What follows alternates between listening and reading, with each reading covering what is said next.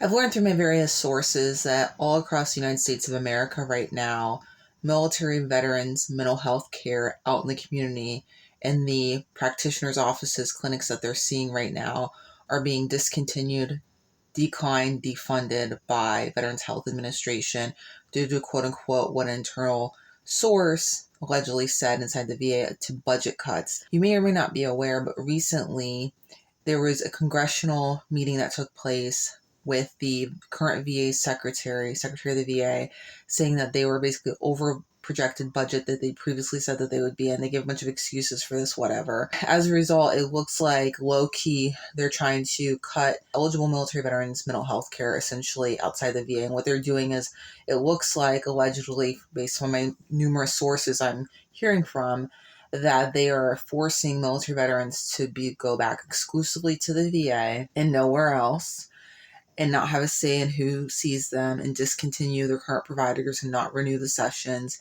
and on and on. And then they can be waiting for an indefinite period of time for appointments potentially. Now, when I worked at Veterans Health Administration, the first facility I worked at Fayetteville, North Carolina, I know was a fact because I was there. I saw it firsthand.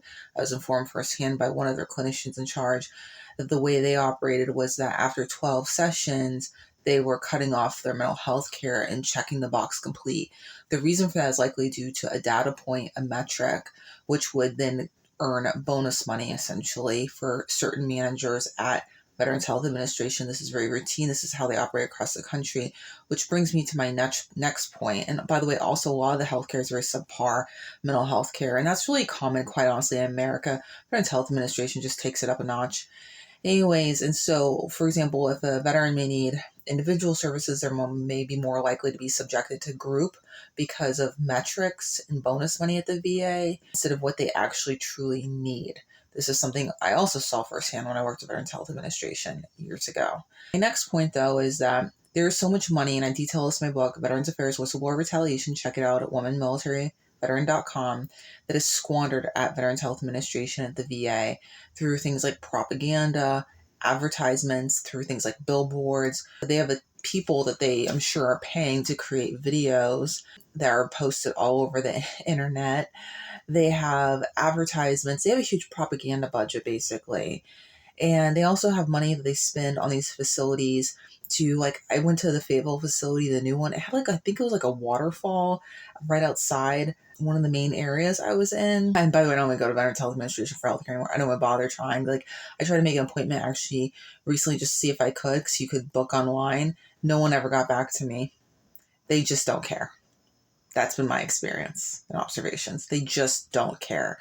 So with all these budget cuts towards veterans' mental health care in the community, allegedly, I heard Texas, it's not happening, allegedly so far, but in many other places across the U.S., I'm hearing directly from licensed clinicians that this is happening, that they're seeing it, that they've gotten emails and communications directly from Veterans Health Administration staff about this. They don't cut the bonus money, though, for management or anyone at the VA.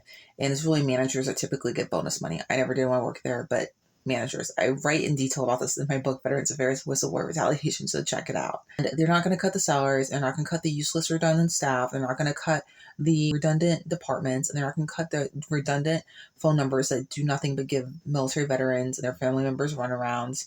Okay, they're not going to cut any of that because they don't care. And that is one thing that's very clear. The U.S. government and Veterans Health Administration, U.S. Department of Veterans Affairs, and their Office of General Counsel, I know for sure, they just don't care about the military community and the people that care about them. They just cannot be bothered. I think it's really important that you take a look about whether or not your current representatives are representing your interests. We're coming up on another election, which I have mixed feelings about, because all these candidates I feel like are largely pre-selected, and we don't have enough political parties. This duopoly that some people refer to it as, Democrat Republican system, I don't care for. But whatever the case, do your research and try to look out for your own interests and try to do what you can to advocate for change. I wish you all the best.